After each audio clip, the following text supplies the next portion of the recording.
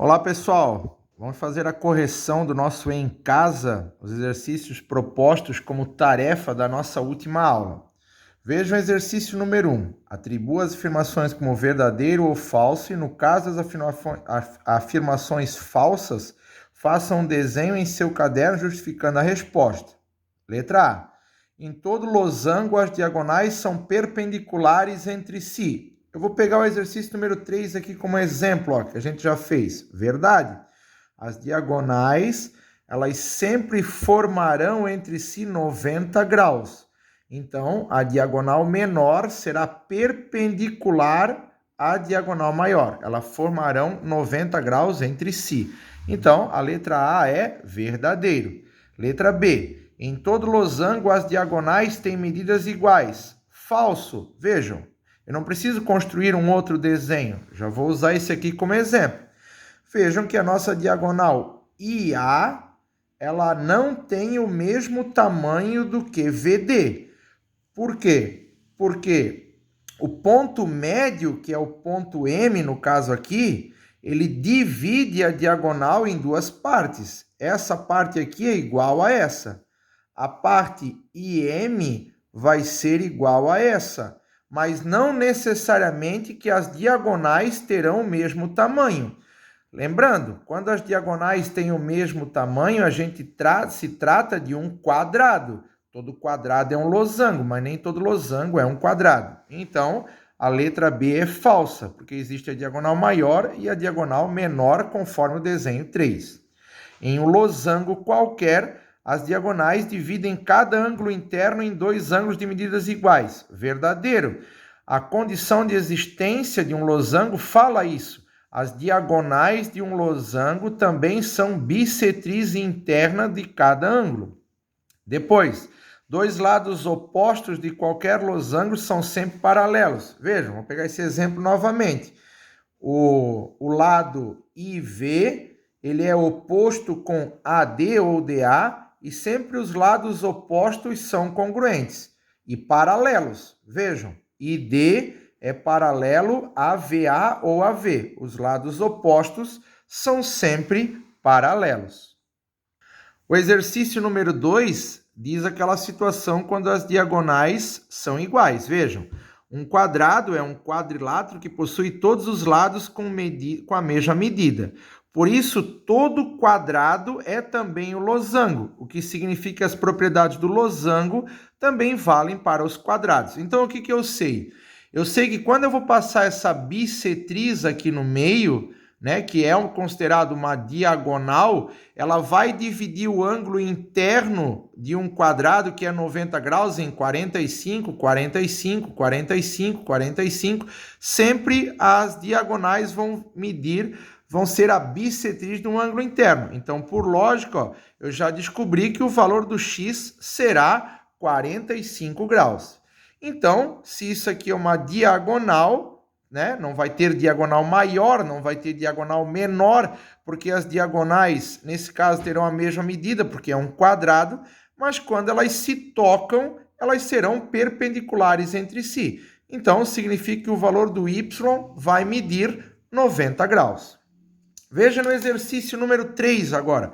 O exercício número 3, ele existe uma sequência de situações que pede para ser feito. Usando o compasso, trace uma circunferência com centro em A e que passa por B. Veja que eu já fiz a circunferência, o que deveria ser feito? Coloca o centro em A e passa por B. O aluno vem e faz a circunferência. A mesma situação na letra B, ó. Usando o compasso, trace uma circunferência com centro em B, agora centro em B, e que passa por A. Eu venho e faço a outra circunferência. O que mais que ele pede? Chame de C e D os pontos nas quais as duas circunferências se interceptam. Vejam, aqui eu vou chamar de ponto C, aqui de ponto D, é onde as nossas circunferências se interceptam, se tocam. Então, vê, se eu for juntar isso aqui, que é do C até o D aqui, ó, dessa maneira, né? Vocês estão vendo que está se desenhando uma diagonal maior CD e uma diagonal menor AB. E se eu for medir usando com régua, a medida de A até B, por exemplo, vale 4 centímetros, vejo que o ponto médio é justamente no 2. Então, a gente pode perceber que um losango está se formando aqui nesse nosso exercício número 3. É só juntar os pontos A, B, C, D e um losango está sendo formado. Ele diz, ó, usando o compasso, traça uma circunferência com centro em B que passa por A, chame de CD os pontos nos quais as circunferências se interceptam. Fiz a letra A, fiz a letra B. O quadrilátero ABCD é um losango? Sim, ABCD é um losango. Como é que eu sei? Eu posso vir aqui medir, ver que essas quatro arestas são iguais. Eu posso perceber que as diagonais se tocam no ponto médio e é perpendicular. Então, ele realmente tem todas as características de um losango. Trace o segmento CD. Vejam, tracei o segmento CD. Qual é a medida do ângulo formado entre A e B? Então, vejam, entre a reta AB e CD, que ele pede aqui, está se formando um ângulo de 90 graus. Porque ADBC ou CADB é um losango. Exercício número 4. Vocês estão vendo que aqui no meio, ó, se eu for completar essa figura, o valor do meu alfa é um ângulo agudo do meu losango. Veja, eu tenho um losango em roxo, um em verde e um laranja. Roxo, verde, laranja. Roxo, verde, laranja. E assim sucessivamente. Se eu vejo que eu tenho 9 ângulos agudos aqui, e eu faço 360 graus, que é uma circunferência por inteiro, e divido por 9 ângulos agudos, vai dar 40 graus. O que eu sei? Vou pegar esse losango aqui em verde, ó, que o meu ângulo agudo do losango vai medir 40, aqui 40, e o ângulo obtuso do losango vai medir 140. O ângulo obtuso vai medir 140. Lembrando, um aberto mais um fechado perfaz 180 graus. Então, o que eu sei? Eu tenho vários losangos. O que aconteceu aqui? Todos eles com a mesma medida, ó. Todos eles medem 40, 140, 40, 140 e assim sucessivamente. O que eu sei por lógica? Qual a medida do ângulo alfa? Registre o seu raciocínio. Está aqui, ó, 360 graus dividido por 9, 40 graus para cada um. Qual é o valor de beta? Como é que eu cheguei a 70 graus? Vejam, 140 é um ângulo por inteiro. Esse pontilhado representa a união entre dois vértices de um losango. Então, ele divide o ângulo interno ao meio. 140 graus dividido ao meio, 70 para cada um. Então, quer dizer que 70 graus para cá, 70 graus para lá. Então, o valor de beta será, como resposta, 70 graus, porque beta representa o ângulo bissetriz do ângulo obtuso de 140 graus. No nosso exercício número 5, a gente tem um mosaico formado por triângulos, retângulos verdes, todos congruentes entre si, e losangos azuis também congruentes. Vamos para a lógica. Eu estou vendo que esse verde aqui, ó, tá? Representa um quadrado. Então, o que mais que eu sei? Se ele é um quadrado, isso aqui é um triângulo retângulo. Como assim triângulo retângulo? Lembre-se, um triângulo é considerado retângulo quando ele possui dentro dele um ângulo de 90 graus. Como isso aqui representa a bissetriz de um ângulo de um quadrado que é 90, 45 para cada lado. Então, eu sei que eu tenho sempre um quadrado, né? Aqui. E passei a bissetriz 45, 90, 45 e aí vai sucessivamente. Vejo que todos os quadrados são iguais. Vem a lógica, ó. Vejam, eu vou tentar destacar aqui com lápis. Assim. Isso aqui tudo gera 180 graus. Vejo que esse ângulo aqui mede 90 graus. E aqui, esse pedacinho até aqui, vale 45. Então, esse valor aqui, que é x, aqui no meio, que é o ângulo agudo do meu losango, ele vai medir quanto? Eu fiz aqui por cálculo, né? 90 mais x mais 45 tem que dar a meia lua, a meia volta, que é um ângulo raso, que representa 180 graus. Então, 90 mais x mais 45 tem que dar 180 graus. X para um lado, o número para o outro. Por lógica, poderia ter achado sem calcular por forma de equação. Então, eu descubro que cada ângulo agudo do meu losango vale 45. Então, veja, se eu tenho 45, os obtusos serão 135. Como é que eu sei disso? Um aberto mais um fechado tem que dar 180 graus. 180 menos 45 vai dar 135 graus para o obtuso. Porque lembrando, um fechado mais um aberto tem que dar 180 graus. Qual é a primeira pergunta da letra A desse meu exercício? Determine a medida de cada ângulo interno do losango. Vejam, 45, 135, 45 e 135. O aluno poderia colocar: os agudos medem 45, os obtusos 135. O que mais que ele está dizendo? Calcule o valor de alfa. Vejam, o alfa se encontra aqui embaixo.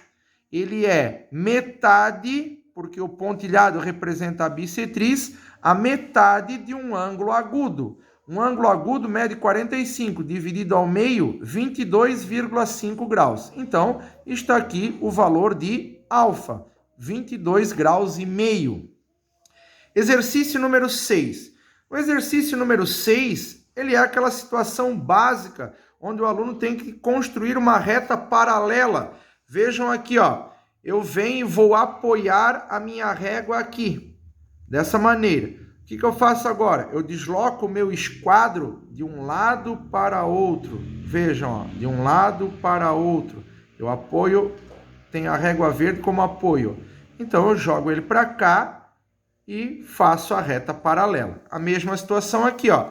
Eu tenho aqui a minha figura, tá? Eu vou apoiar a minha régua em verde aqui, ó, como base de apoio, e desloco ela para cima, para baixo, para cima e para baixo. Quando chega no ponto P, eu paro com ela e traço ali a minha a minha reta paralela, que vai passar por P. Lembra? Para ser paralela ou paralelismo, elas não vão se tocar em momento algum. O exercício número 7, ele está dizendo que tem que passar pelo ponto P e ser perpendicular. Então, veja, é mais simples ainda, ó. É só eu apoiar aqui o meu esquadro e passar a reta nessa maneira, que ela precisa cortar, né? E formar aqui 90 graus. Lembra? Paralelas, elas nunca se tocam, e perpendicular, elas se tocam e formam 90 graus entre si. Mais uma vez, a minha reta está aqui, ó. Vou apoiar o meu esquadro aqui dessa maneira. Veja que eu vou construir a minha reta em vermelho aqui. Elas vão se tocar e formar entre si um ângulo de 90 graus. Isso é o perpendicularismo, tá? Lembrando que o paralelismo tem esse símbolo. Por exemplo, a reta R é paralelo com a reta S. A reta R é perpendicular à reta S. Símbolo de paralelismo e símbolo de perpendicularismo. O exercício número 8 está dizendo o seguinte: seu objetivo nesse exercício será traçar com a régua um ângulo que mede 45 graus. O que o aluno tem que lembrar? O 45 graus é a bissetriz de um ângulo de 90 graus. O que eu fiz? Eu vim aqui e construí um ângulo de 90 graus. Vejam, tá, mas qual eu uso? Pode ser esse, qualquer um. Todos eles terão sempre 90 graus, mas eu não quero um ângulo de 90, eu quero um ângulo de 45 com o vértice em V. Então, o que eu vou fazer? Eu vou traçar a bissetriz de um ângulo de 90. Eu vou escolher essa região aqui. Poderia ser essa ou essa, tanto faz. Como é que eu traço a bissetriz? Ponta seca na origem, aqui, faço o meu arco. Vejam, estou construindo o meu arco. Posso mexer no meu compasso à vontade, abro, fecho, mas o que eu faço agora? No momento da intersecção aqui, eu venho, faço um arco E sem mexer na perna do meu compasso, eu venho, coloco nesse momento aqui e corto o meu arco. Vejam que esses dois arcos tiveram essa intersecção. O que eu faço agora? Eu venho com a régua lá em V e construo aqui o meu ângulo, onde esse ângulo aqui será de 45 graus. Ah, não, pode ser esse aqui, 45, tudo certo. Pode ser tanto esse ângulo aqui, medindo 45, quanto esse ângulo aqui, medindo 45. Então, vejo que eu segui as instruções, traço uma reta perpendicular a V, que passa pelo ponto V. Então, quando ela é perpendicular, ela formou 90 graus, e proponha e execute a construção de um ângulo de 45 graus, que foi construir a bissetriz desse ângulo. Então, essa é a nossa tarefa proposta sobre as partes de paralelismo e perpendicularismo. Um grande abraço e até a nossa próxima aula.